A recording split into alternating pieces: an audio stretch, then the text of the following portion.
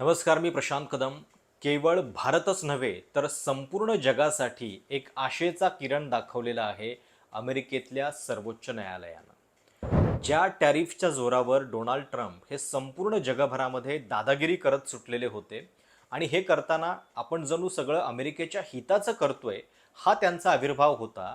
त्या Donald Trump यांना शेवटी तिथल्याच सर्वोच्च न्यायालयानं वेसण दाखवलेली आहे. संपूर्ण जगाला जो प्रश्न पडलेला होता की मांजराच्या गळ्यामध्ये घंटा कोण बांधणार, याचं उत्तर शेवटी अमेरिकेच्या सर्वोच्च न्यायालयाने दिलेलं आहे. डोनाल्ड ट्रम्प यांचं कर धोरण, त्यांनी इतर देशांवरती लावलेले अव्वाच्या सव्वा कर हे इल्लीगल आहेत असं म्हणत अमेरिकेच्या सर्वोच्च न्यायालयानं ते स्ट्राईक डाऊन केलेले आहेत. गेल्या 8-9 तासांपासून या निर्णयानंतर संपूर्ण जग या घडामोडीकडे लक्ष ठेवून आहे.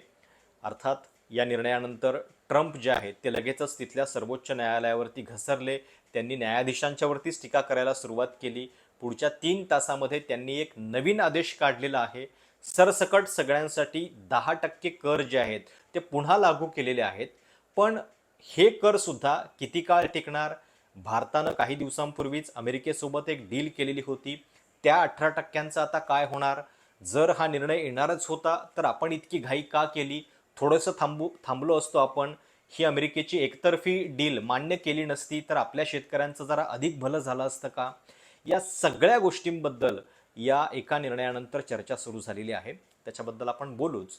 पण सगळ्यात महत्त्वाचं या घडामोडीमध्ये काय दिसतंय, तर गेल्या 2 दिवसामध्ये 2 देशामध्ये 2 घटना घडलेल्या आहेत. एप्स्टीन फाईल्स प्रकरणामध्ये ब्रिटिश राजघराण्यातले अँड्र्यू माउंटबेटन, जे सध्याचे राजे आहेत किंग चार्ल्स, त्यांचे भाऊ यांना तिथल्या पोलिसांनी अटक केलेली आहे.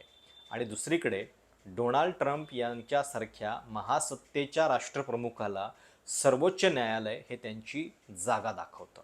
ही 2 उदाहरणं मी तुम्हाला का सांगतोय? कारण जर व्यवस्था शाबूत असेल तर शेवटी भल्या भल्यांना सुद्धा काबूत कसं ठेवता येतं हे या 2 घटनांनी दाखवून दिलेलं आहे. म्हणजे कल्पना करून बघा की ब्रिटिश राजघराण्यातल्या एखाद्या व्यक्तीला तिथले पोलीस अटक करतायत आणि दुसरीकडे डोनाल्ड ट्रम्प यांच्यासारख्या महासत्तेच्या प्रमुखाला तिथलं सर्वोच्च न्यायालय जागा दाखवतं.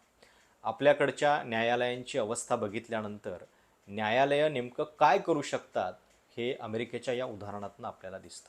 2014 नंतरची अशी अनेक उदाहरणं सांगता येतील की ज्यावेळी सुप्रीम कोर्टानं जर ताठपणा दाखवला असता किंवा घटनेचं पुस्तक जरी डोळ्यासमोर नीट ठेवून निर्णय दिले असते तरी सुद्धा अनेक निर्णयांमध्ये जनतेला दिलासा मिळाला असता. म्हणजे अगदी ताजं उदाहरण द्यायचं झालं तर स्पेशल इंटेन्सिव्ह रिव्हिजन, ज्याच्याबद्दल विरोधकांनी इतके प्रश्न उपस्थित केलेले आहेत, पण त्यानंतर देखील याबद्दल एकही दखल आपलं सुप्रीम कोर्ट घेत नाहीये. तिथं अमेरिकेसारख्या देशामध्ये एक सर्वोच्च न्यायालय, एक यंत्रणा जर शाबूत असेल तर काय होऊ शकतं हे आपल्याला याच्यातनं दिसतं. आता अमेरिकेच्या सर्वोच्च न्यायालयानं हा जो निर्णय दिलेला आहे तो नेमका कुठल्या नियमाच्या अंतर्गत, आणि हा आदेश बाजूला ठेवत डोनाल्ड ट्रम्प यांनी जो आता एक नवीन आदेश काढलेला आहे त्याचा नेमका भारतावरती काय परिणाम होणार? आता आपले कर 18% राहिलेले आहेत का, की ते इतर सगळ्या देशांप्रमाणे 10% झालेले आहेत? याच्याबद्दल आपण जरा थोडं नेमकेपणानं जाणून घेऊ. एकतर सगळ्यात महत्त्वाचं म्हणजे हा जो निर्णय आलेला आहे तो learning resources INC versus Donald Trump president of United States America अशा खटल्यामध्ये आलेला आहे. आणि सुप्रीम कोर्टानं काय म्हटलेलं आहे, international emergency economic powers act, म्हणजे या ॲक्टच्या अंतर्गत डोनाल्ड ट्रम्प यांनी हे कर जे आहेत ते लागू केलेले होते. साहजिक आहे, असे इतर देशांवरती अव्वाच्या सव्वा कर लादताना काहीतरी नियम, काहीतरी घटनेचा आधार डोनाल्ड ट्रम्प यांना घ्यावा लागेल. तर त्यांनी 1977च्या या त्यांच्या आर्थिक इमर्जन्सी पॉवर ॲक्टचा वापर केलेला होता आणि त्याच्याबद्दल सुप्रीम कोर्ट असं म्हणतंय की या कायद्यानं राष्ट्रपतींना हे अधिकार मिळत नाहीत. सगळ्यात महत्त्वाची बाब ही आहे. आणि ते पुढं असं म्हणतं कोर्ट की under article 1 section 8 of the constitution, अमेरिकेच्या घटनेनुसार हा अधिकार केवळ तिथल्या काँग्रेसला आहे. अशा पद्धतीनं टॅक्सेस लादण्याचा आणि राष्ट्रपतींना अशा पद्धतीनं कुठलाही अधिकार नाही आहे शांतता काळामध्ये, हे सर्वोच्च न्यायालयानं तिथल्या सांगितलेलं आहे. आणि जर अशा पद्धतीच्या करांना काँग्रेसनं तिथल्या मंजुरी दिली तर आणि तरच हे कर अशा पद्धतीनं लागू करता येतात. आणि हा टॅरिफचा विषय जो आहे, tariffs are beyond the president's legitimate reach, असं या निकालामध्ये स्पष्टपणे नमूद केलेलं आहे. अमेरिकेच्या सुप्रीम कोर्टाची जी कार्यपद्धती असते त्याच्यानुसार 9 जजेस बसत असतात प्रत्येक महत्त्वाच्या निर्णयामध्ये. आणि हा निर्णय जो आलेला आहे तो 6-3 अशा मेजॉरिटीनं आलेला आहे.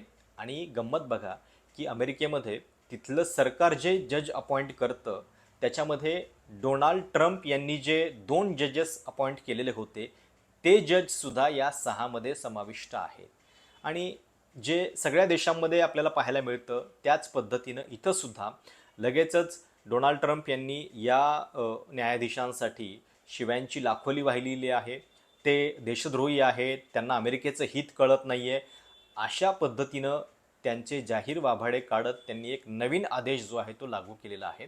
अर्थात ज्या नव्या कायद्यानुसार त्यांनी 10% टॅरिफ लागू केलेले आहेत ते 10% टॅरिफसुद्धा केवळ 5 महिन्यांकरताच लागू होतात. त्याच्यानंतर सुद्धा त्या टॅरिफसाठी अमेरिकन काँग्रेसची परवानगी लागते. त्यामुळं एकूणच सगळा गोंधळ जो आहे तो याच्यामध्ये निर्माण झालेला आहे. आणि प्रमुख प्रश्न काय निर्माण होतात की जर अमेरिकेमध्ये हे घडणार आहे, अमेरिकेमध्ये तिथल्या न्यायालयानं अजूनही डोनाल्ड ट्रम्प यांच्या टॅरिफला मंजुरी दिलेली नाही आणि अगदी नोव्हेंबर 2025मध्ये त्याच्या संदर्भातली एक सुनावणी झालेली होती. ओरल आर्ग्युमेंटमध्ये सुद्धा डोनाल्ड ट्रम्प यांना फटकारलेलं होतं न्यायालयानं. तर मग भारतानं या सगळ्याची कुठंतरी एक बारकाईनं दखल घेत थांबायला पाहिजे होतं का, अशी सुद्धा एक चर्चा होती. म्हणजे आपल्याकडं 6 फेब्रुवारी 2026ला फ्रेमवर्क ॲग्रीमेंट साईन करण्यात आलं आणि आपण या सगळ्यामध्ये आपलं नुकसान करून घेतलं का? कारण आता 18% कर जरी आपल्याला लागू होणार नसला तरी आता आपल्याला 10% कर लागू होणार आहे. आणि या सगळ्यामध्ये डोनाल्ड ट्रम्प अजूनही म्हणतायत की भारताला आम्ही म्हणजे भारताच्या बाबतीत फारशा गोष्टी बदलत नाही आहेत, आम्ही त्यांच्यावरती कर लादलेला आहे, म्हणजे आपल्याला कर लादणार नाही आहे, हे पुन्हा पुन्हा डोनाल्ड ट्रम्प तिथं स्पष्ट करत आहेत. अमेरिकेसाठी शून्यच कर असणार आहे. रशियाची तेल खरेदी आपण ऑलरेडी थांबवलेली आहे.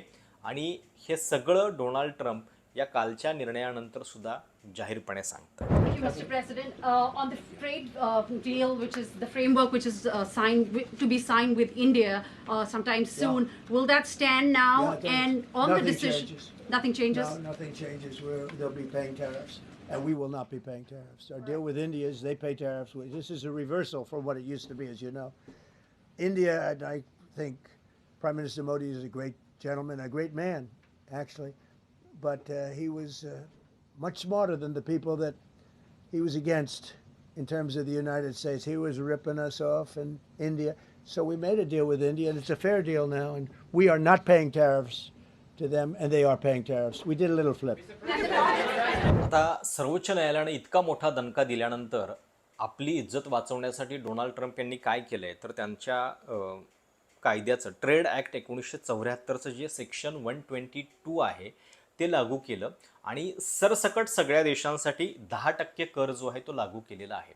सुरुवातीला काही लोकांचं कन्फ्युजन असंही झालेलं होतं की जे आधीचे कर आहेत त्याच्यावरती पुन्हा हा 10% कर असेल, पण याच्याबद्दल आता क्लॅरिटी व्हाईट हाऊसच्या फॅक्ट शीटमधून आपल्याला मिळते आहे. हे फॅक्ट शीट जे आहे ज्याचं टायटल आहे Trump imposes a temporary import duty to address fundamental international payment problems. त्याच्यामधनं हे स्पष्ट झालेलं आहे की आता सर्वच देशांसाठी 10% कर जे आहेत ते लागू असणार आहेत. आता याच्याबद्दल सुद्धा एक महत्त्वाची गोष्ट आहे की असे करसुद्धा केवळ 5 महिन्यासाठीच राष्ट्राध्यक्ष लावू शकतात. 5 महिन्यानंतर पुन्हा काँग्रेसची मंजुरी त्याच्यासाठी आवश्यक असेल. त्यामुळं हा सगळा गोंधळ जो आहे तो पुन्हा 5 महिन्यानंतर सुद्धा चालू राहणार आहे. याच्यामध्ये सुद्धा काही विशिष्ट घटकांना की जे अमेरिकेच्या दृष्टीनं महत्त्वाचे आहेत त्यांना सवलत देण्यात आलेली आहे. त्यांच्यासाठी हे 10% करसुद्धा लागू नसणार आहेत. काल अमेरिकेच्या सुप्रीम कोर्टानं जो निर्णय दिला आहे त्याच्यातली अजून एक महत्त्वाची गोष्ट ही आहे की जे इल्लीगल टॅरिफ गेल्या वर्षभरामध्ये गोळा केलेले आहेत त्याच्याबद्दल रिफंड द्यावा. आता हा रिफंड नेमका कसा गोळा केला जाईल, त्याचा इतर देशातल्या कंपन्यांना कसा फायदा होईल याच्याबद्दल सुद्धा काहीही स्पष्टता नाही आहे. आणि तो रिफंड सुद्धा किती आहे, $175 बिलियन, म्हणजे रुपयामध्ये त्याची किंमत होते जवळपास 15 लाख कोटी रुपये. याच्याबद्दल सुद्धा जेव्हा काल पत्रकारांनी डोनाल्ड ट्रम्प यांना प्रश्न विचारला तेव्हा ते असं म्हणाले की रिफंड जे आहेत ते कदाचित 2 वर्ष किंवा 5 वर्षामध्ये सुद्धा दिले जाऊ शकतात. म्हणजे त्यांनी एक प्रकारे या रिफंडला फारसं गांभीर्यानं जे आहे ते घेतलेलं नाही आहे. डोनाल्ड ट्रम्प अजूनही म्हणतायत की माझ्याकडं अजूनही काही पर्याय उपलब्ध आहेत आणि ते पर्याय असे आहेत की ज्याच्यामधून अमेरिकेचं आत्ताच्यापेक्षा जास्त भलं होईल, मी जसेच्या तसे कर वसूल करू शकतो, हा त्यांचा आविर्भाव अजूनही कायम आहे. आता पुन्हा येऊयात आपल्या भारताच्या आणि अमेरिकेच्या डीलकडं. 5 फेब्रुवारीला ही डील म्हणजे त्याचं फ्रेमवर्क जे आहे ते साईन झालं किंवा अमेरिकेनं जाहीर केलं. अजूनही त्याचा फायनल मसुदा जो आहे तो मंजूर झालेला नव्हता आणि त्याच्या आधी हा निर्णय आलेला आहे. तर प्रश्न हा उपस्थित होतो की जर आता तिकडे डोनाल्ड ट्रम्प यांना पण झटका बसलेला आहे तर या परिस्थितीचा फायदा घेऊन भारत काहीतरी निगोशिएशन करणार की नाही. अमेरिकेसाठी 0% कर भारत लावणार, हीच परिस्थिती पुन्हा देखील कायम राहणार आहे का? कारण जर तिथल्या कायद्याप्रमाणे डोनाल्ड ट्रम्प आता फार दादागिरी करू शकत नाहीयेत तर किमान भारतानं आपला आवाज वाढवला पाहिजे. पण तो मोदी वाढवू शकणार का, हा देखील याच्यात प्रश्न आहे. दुसरीकडे रशियासोबतची जी तेल खरेदी आहे ती आपण डोनाल्ड ट्रम्प यांच्या सांगण्यानुसार लगेचच थांबवली. आता आपण हे सगळ्या गोष्टी नेमक्या कशाच्या बदल्यात मान्य केलेल्या होत्या, हा सुद्धा प्रश्न उपस्थित होतोय आणि त्याचं उत्तर सुद्धा मोदींना साहजिक आहे द्यावं लागेल. व्हाईट हाऊसनं या सुप्रीम कोर्टाच्या निर्णयानंतर सुद्धा keep calm and tariff on अशा पद्धतीचं एक ट्विट केलेलं आहे. म्हणजे अजूनही फार गोंधळ करून घेऊ नका, आमचे टॅरिफ कायमच राहतील, असा आविर्भाव जो आहे तो डोनाल्ड ट्रम्प आणतायत. आता या सगळ्यामध्ये बघा काय झालं, आधीचे 50% टॅरिफ जे भारतासाठी होते ते 18%वरती आले, मग 18%वरून आता ते 10% आलेले आहेत आणि केवळ भारतासाठी नव्हे संपूर्ण जगभरासाठीच ते कमी झालेले आहेत.